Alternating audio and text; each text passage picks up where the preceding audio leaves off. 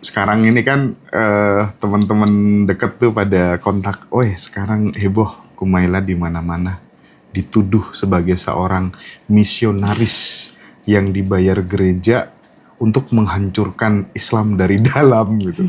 Se ekstrim itu Mbak Mela. Gimana dong tanggapannya Mbak Mela? Aku bingung menanggapinya dari mana gitu. Bisa sampai ke kesimpulan kayak gitu kan, itu juga jauh banget. Aku nggak tahu itu gimana prosesnya. Katanya ada yang menganalisis gitu, terus kesimpulannya ke sana. Aku juga nggak terlalu menyimak ya pergosipannya. Tapi gini Mas Hendra, aku kan namaku Kumaila Hakimah itu nama asli gitu. Jadi track record aku bisa sangat mudah dicek gitu. Orang-orang yang kepo gitu sama aku ya, mereka bisa tahu aku lulusan mana, keluarga aku siapa gitu. Jadi untuk mengeceknya tuh sangat mudah sekali gitu. Dan gimana cara bilangnya ya? Masa aku bilang gini, enggak, aku bukan misionaris gitu. Aku nggak dibayar gereja untuk menghancurkan Islam. Lagian emang Mas Hendra setuju aku menghancurkan Islam gitu? Enggak lah. Lagian kan kalau misalnya Islam itu agama yang benar, agama yang diridhoi Tuhan, masa bisa dihancurkan oleh satu orang yang fana sih? Aku kan cuma menyampaikan pengetahuan, menyampaikan gagasan gitu. Masa Islam hancur gara-gara itu gitu? Jadi Mbak Kumaila ini kan seperti beberapa tokoh-tokoh yang lainnya gitu ya, yang mencoba untuk masuk beragama itu tidak hanya sekedar ikut-ikutan gitu loh, tapi pakai nalar yang kritis gitu ya, pakai logika, rasio dan rasa kan gitu sih, kurang lebihnya kan begitu ya. Bahwa kemudian itu dipahami sebagai yang kontradiktif, melawan Islam dan lain sebagainya, ini soal level kesempitan berpikir aja sih menurut aku secara pribadi gitu. Kayaknya tidak bisa menalar ke sana, karena penolakan yang aku dapat tuh kayak level kecerdasannya kayak level kecerdasan anak-anak gitu. Wah, ini ODGJ gitu. Wah, ini muka babi gitu. Atau kadang kayak preman banget itu. Ini betina kita perkosa aja rame-rame. Yang kayak gitu. Yang menolak aku, bantahannya tuh kualitasnya segitu gitu. Apakah memang kalau mereka memang orang dewasa gitu, itu kan berarti menyedihkan sekali, situasinya itu suram sekali ya. Orang-orang dewasa di masyarakat kita masih banyak yang belum punya kapasitas berpikir dasar aja untuk bisa membalas argumen atau untuk bisa punya kesopanan basic gitu. Kalau dulu kan ancamannya itu kan sampai mau dibunuh, diperkosa. Sekarang yang paling rame apa? Disuruh apa? Sekarang karena ada gosip aku itu ODGJ ya, orang dengan gangguan jiwa, jadi banyak yang nyuruh aku bunuh diri. Oh, nyuruh bunuh diri. Dan misalnya dulu itu aku punya riwayat depresi, dan aku pernah share itu, dan dalam beberapa interview juga aku mengakui itu. Aku pernah didiagnosis depresi, dan aku secara rutin terapi ke psikolog dan mengkonsumsi obat psikiatri. Dan itu banyak tahun yang lalu gitu, sudah lama sekali, dan itu pernah aku ceritakan, dan kayaknya mau membunuh karakter aku dengan itu. Wah, ini orang depresi didengerin gini. Padahal depresi itu umum loh Mas Hendra. Kayak 1 dari 3 orang manusia itu pernah mengalami depresi di satu titik dalam hidupnya gitu. Nah, ketika misalnya aku mengalami depresi, terus aku ke psikolog dan ke psikiater, itu kan tindakan yang tepat. Maksudnya apa yang dipermalukan dari situ gitu. Iya, malah yang ngata-ngatain aku, mereka jadi kayak orang gak waras. Iya, pembunuhan karakter aja sih ya. Dan gak ada salahnya orang depresi itu. Bahkan karya-karya besar itu terlahir dari sebuah penderitaan yang besar, suffering gitu, masa-masa yang kelam, masa yang sulit. Yang itu ya saat kita berada di situ ya kita lalui, kita cari solusi yang terbaik gitu ya. Dan solusi yang solutif buat aku saat itu ya mengunjungi ahlinya gitu. Aku ke psikolog dan ke psikiater gitu. Menurutku itu yang harusnya dipelajari masyarakat kita, bahwa kalau misalnya kita depresi, berobat. Dan kalau misalnya ada orang yang kita kenal sedang depresi, berikan dukungan, bukan dicaci maki. Itu tuh kayak, padahal kita tinggal di abad ke-21 ya, di mana ilmu kesehatan sudah maju gitu, teknologi sudah maju, tapi cara berpikirnya masih kayak manusia goa gitu. Aku nggak paham deh.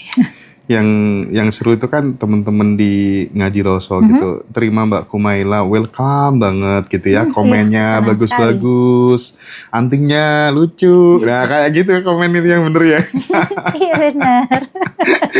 Oke, nah apa Mbak Mila pentingnya menyaring informasi agar kemudian di zaman seperti ini kita itu ndak gampang percaya gitu ya, apalagi di era medsos gitu, banyak ulama dadakan, banyak tiba-tiba aja tanpa silsilah yang jelas muncul Gus ini, Gus itu, terus kemudian dia berusaha untuk mencari legitimasi, dulu ibuku, ayahku ini makanya aku dipanggil Gus itu nggak salah gitu, sehingga kalau udah jadi Gus, jadi kiai, jadi ulama, ya cari nafkah lebih gampang dan lain sebagainya gitu. Ini fakta real di lapangan. Aku sering bertemu orang-orang seperti itu gitu. Gimana Mbak Mila? Kalau misalnya konteksnya adalah supaya orang-orang tidak mengeksploitasi status sosial yang semu, itu gini sih sebenarnya dalam tradisi Islam sendiri kita kan masih mengagung-agungkan misalnya gini, kalau belajar Islam sanatnya dari mana? Sanatnya dari siapa? Gurunya siapa gitu. Jadi kita sebagai masyarakat masih sangat melihat otoritas, masih ada senioritas itu dengan sangat kuat gitu, sehingga kalau misalnya kita bukan siapa-siapa, kita akan di dalam masyarakat muslim itu akan gak dianggap. Dan itu kayaknya orang-orang yang mengaku Gus atau Ustadz dadakan gitu, mereka mau mengisi status itu untuk mendapatkan kehormatan dari masyarakat secara instan gitu. Orang masyarakatnya juga polos-polos kan. Maksudnya dia untuk menjadi ustadz, bisa aja jadi ustadz tanpa pernah mengenyam pendidikan Islami, itu kan sebenarnya bisa aja asal dia pintar ngomong gitu. Atau misalnya dia mengaku-ngaku anak siapa supaya mendapat penghormatan itu gitu. Nah, aku sendiri mencoba untuk tidak. Mas Hendra ini live nggak? Oke. Aku sendiri mencoba untuk fokus sama substansi dan tidak terlalu mengemphasiskan pada kualifikasi pendidikan aku atau bahkan orang tua aku. Itu hal yang aku relatif nggak mau bring up kecuali terpaksa ya. Gitu. Oke, Mbak Mela. Jadi apalagi kalau kemarin gitu ya Mbak Mela, kasus-kasus di beberapa pesantren yang kemudian terungkap ada seorang santriwati yang diperkosa dan lain-lain gitu kan, muncul kan kemudian di dalam sebuah dialektika teman-teman yang cangkruk di mana-mana itu diskusinya gimana ini, tokoh-tokoh agama banyak yang jadi pemerkosa gitu ya, agama pemerkosa dan lain-lain gitu. Nah, masih relevan gak kita itu di era seperti ini begitu menghormati orang yang selama ini kita juluki sebagai ulama lah dan lain-lain kayak gitu? Menurut Mbak Mela gimana? Aku sangat setuju untuk kita menaruh otoritas ulama dan sebagainya tuh pada porsinya aja. Kadang orang kan berlebihan, dan itu digalakan juga di pesantren kan. Ada tuh pesantren yang kalau lewat, ada gurunya lewat, dia kayak jadi jalan jongkok kayak menurut atau kayak sendalnya dicium, hal-hal yang kayak gitu. Dan sendalnya dicium? Iya kayaknya ada gitu. Udah gitu, itu juga kan ditambah lagi misalnya ada kitab-kitab yang memang mengajarkan adab kepada guru, terus dipraktekkan secara berlebihan gitu. Nah, gurunya sendiri suka merasa punya otoritas atas keberkahan ilmu muridnya gitu. Kamu nanti kalau misalnya tidak takzim sama guru, tidak memuliakan guru, nanti ilmu kamu nggak berkah gitu. Udah belajar capek-capek, ilmu nggak berkah gitu. Jadi orang susah gitu, atau jadi orang celaka. Tapi itu somehow kayak applies ke dirinya ya. Kalau misalnya gurunya hidupnya apes, kita kan nggak akan bilang itu karena dia ilmunya nggak berkah.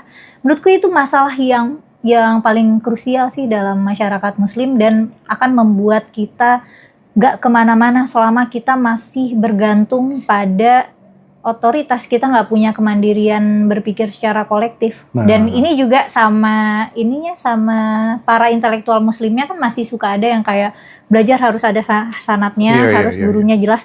Dan guru yang mereka maksud guru jelas itu kan guru yang populer kan.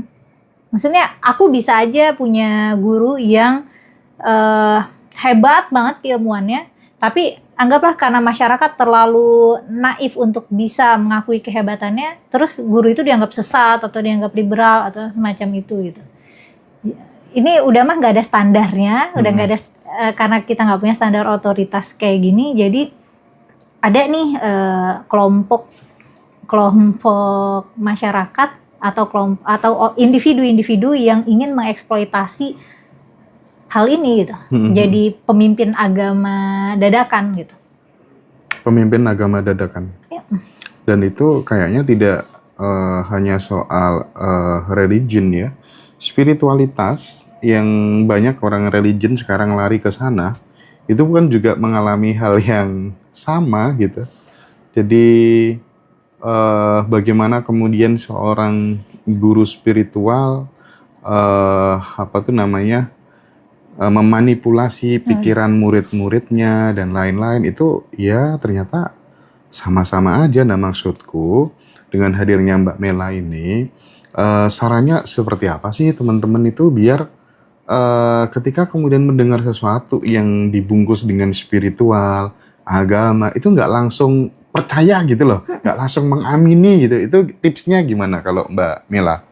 Tipsnya skeptis dulu. Skeptis dulu? Iya, jadi kalau misalnya ada guru spiritual bilang, kamu supaya misalnya muka aku jerawatan, supaya jerawatnya sembuh, nih dibasuh pakai air doa dari aku dulu gitu.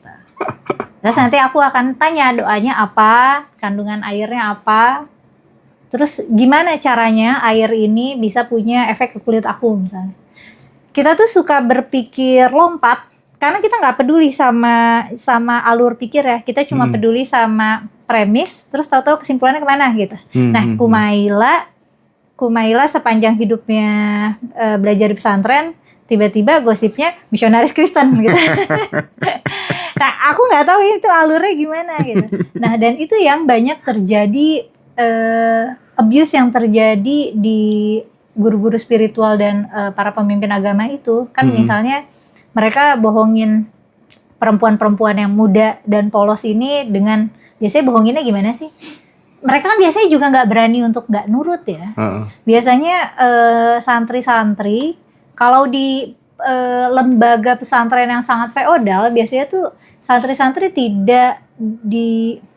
sangat tidak dianjurkan untuk membantah guru, apalagi membantah kiainya gitu. Jadi dia tahu nih, si kiainya, si ustadznya tahu, nih cewek muda cantik, kalau misalnya gue suruh ngapain, dia nggak bakal nolak gitu. Karena otoritas dia udah legit nih gitu. Ya di-abuse lah itu, disalahgunakan powernya. Padahal sebenarnya kan itu kan power yang semu. Padahal sebenarnya tidak ada penaltinya untuk kita meragukan apa yang disampaikan oleh para pemuka agama. Iya sih, nggak boleh bantah, bahkan mau ketemu aja susah gitu ya. Jadi kayak zaman kerajaan gitulah ya. Yang terakhir soal pesantren pelosok yang di Jombang kapan hari itu kan sampai geger gitu kan. Dan sebenarnya kejadian-kejadian seperti itu udah banyak, cuman karena nggak terekspos di media sosial aja gitu, kayak ya udahlah seperti angin lewat aja gitu. Iya. Tapi satu yang menarik tadi soal tuduhan misionaris gitu ya. Misionaris. Padahal banyak loh teman-teman Nasrani yang sempat marah-marah sama Kumaila itu gara-gara Kumaila bicara tentang apa ya? siapa yang menghamili Bunda Maria ya? Iya betul. Nah itu gimana sih ceritanya itu? Iya, sebenarnya kan Ibu Maria atau Maryam itu kan bukan cuma kisah, bukan cuma sosok yang ada di dalam doktrin non Kristen ya. Itu juga kan di ajaran Islam kan ada cerita Ibu Maryam kan. Dan cerita Nabi Isa yang lahir dari perawan Maryam gitu. Nah itu kan cerita yang sama-sama kita share sama orang Kristen. Nah jadi aku penasaran dengan asumsi bahwa tidak mungkin perempuan bisa hamil tanpa dibuahi, aku jadi penasaran nih siapa yang menghamili Ibu Maria. Dan aku cek ceritanya di Quran, aku cek ceritanya dari Perjanjian Baru. Oh iya, menariknya cerita Ibu Maryam tuh cuma ada di Perjanjian Baru, nggak ada di Perjanjian Lama. Jadi padahal nih kan Maryam tinggal di Yerusalem. Aku curiganya tadinya akan ada banyak catatan Ibrani, manuskrip Ibrani, akan ada di Perjanjian Lama juga cerita tentang Ibu Maria, tapi ternyata nggak ada. Adanya justru baru di Perjanjian Baru dan di Al-Quran gitu. Dan ininya ceritanya kan Ibu Maryam ini nggak pernah keluar rumah kecuali 1 kali doang, di mana dia waktu itu ketemu malaikat yang ngabarin nanti kamu akan hamil gitu. Nah terus aku curiganya sih sama malaikat itu. Oh, gitu. Karena ada catatan kalau memang Ibu Maria ini adalah tokoh yang historis ya. Kalau misalnya ini figur yang benar-benar ada gitu. Karena mengingat tidak adanya catatan Ibrani tentang Ibu Maria. Padahal kan ini tokoh sentral nih. Ibunya Yesus gitu. Ibunya Nabi Isa gitu. Tapi kok bisa nggak ada catatan Ibraninya, nggak ada gitu.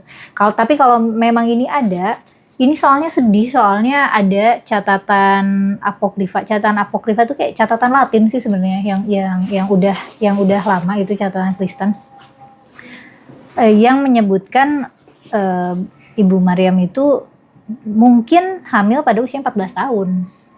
Kalau benar itu kejadiannya, itu mah dimanipulasi ya nggak sih, atau diperkosa gitu. Atau kalau kejadiannya bukan oleh malaikat ya bisa jadi itu fabrikasi cerita oleh keluarganya. Karena kan keluarga nabi-nabi. Kalau misalnya ini satu anggota perempuan terus hamil kan nanti geger, dan emang geger kan. Gitu. Nah, aku penasaran aja sebenarnya.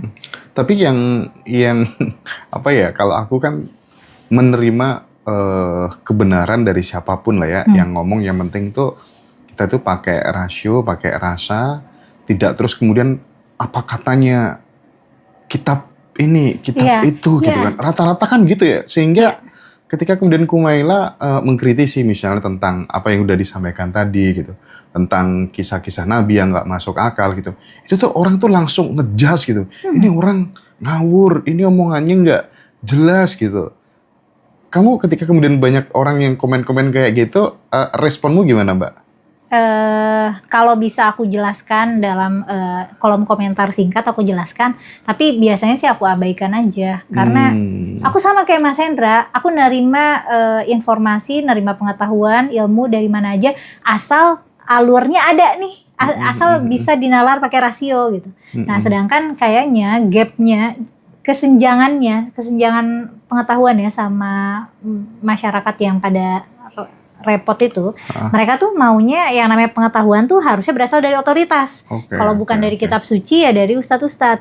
Nah kayak misalnya waktu aku bilang kisah nabi-nabi di kitab suci itu dongeng, itu kan karena itu sebenarnya bukan kata aku gitu, bukan aku berfatwa gitu. Tapi memang para sejarawan di dunia ini tidak bisa mengkategorikan cerita-cerita di dalam kitab suci sebagai fakta sejarah, karena memang susah diselaraskan dengan lini masa sejarah gitu. Ini letaknya ada di mana? Dan belum lagi cerita-cerita yang ajaib gitu ya, cerita-cerita mukjizat, itu kan cerita-cerita yang melanggar hukum alam. Dan biasanya yang kayak gitu itu kan cerita-cerita di legenda atau dongeng gitu.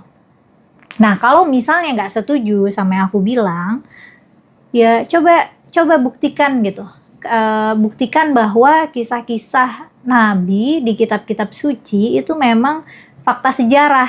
dengan penjelasan selain karena kitabnya bilang begitu gitu. Tapi berikanlah alurnya gitu. Kasih gitu alur pemikirannya. Ini loh bukti bahwa ini benar terjadi. Jadi waktu itu tuh aku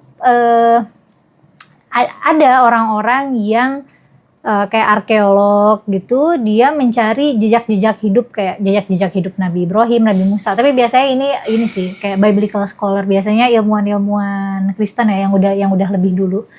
Itu mereka nyari sisa-sisa ya hidup nabi-nabi ini hidupnya di mana gitu, peninggalannya apa, dan itu tuh mereka gagal menemukan. Dan ya aku ngikut dari situ aja. Berhubung kita sama Kristen sama Yahudi ini kan kita share, kita berbagi lini masa sejarah yang linear gitu. Dan secara teologis juga masih banyak kemiripan gitu. Enggak, berarti sampai sejauh ini Mbak Mela tidak percaya dengan kekuatan sesuatu yang dibilang sebagai mukjizat karena itu bertentangan dengan hukum alam dan lain-lain, tuh sampai sejauh ini tidak percaya? Jika ada sesuatu terjadi di luar hukum alam, maka itu sesuai hukum alam. Jika itu bisa terjadi ya. Oke. Jadi sebenarnya nggak ada yang bisa melawan hukum alam. Nah, cuman kan kita tidak punya alternatif penjelasan dari mukjizat-mukjizat ini gitu. Dan memang kan mukjizat itu kan tujuannya supaya orang-orang percaya kan, untuk bukti gitu. Kalau sekarang mungkin mukjizat-mukjizatnya bisa di-perform oleh Kang Abu Marlo waktu masih jadi pesulap gitu. Para pesulap-pesulap sekarang kan bisa para ilusionis itu mungkin kalau mereka hidup di zaman yang tepat mereka bisa jadi nabi.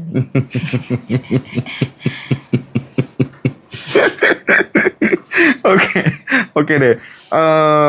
Gini Mbak. Aku pengen ngajak Mbak Mela untuk masuk ke ini kan orang tuh banyak yang berdebat nih. Ini semesta, alam semesta ini.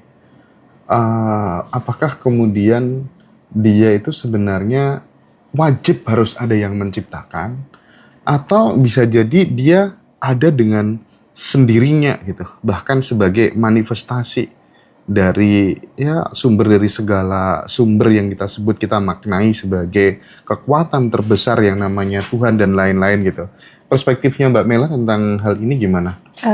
Sebenarnya kan memang segala sesuatu yang ada itu kan ada penyebabnya gitu ya, ada pemicunya. Cuman kan masalahnya yang kita nggak tahu apakah penyebabnya atau pemicunya itu harus pasti absolut Tuhan gitu. Itu kan hal yang kita nggak bisa tahu aja.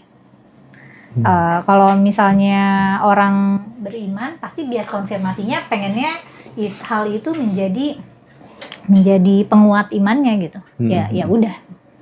Karena toh bagian itu tuh nggak bisa kita apa-apain. Oke. Jadi teman-teman nggak usah rame.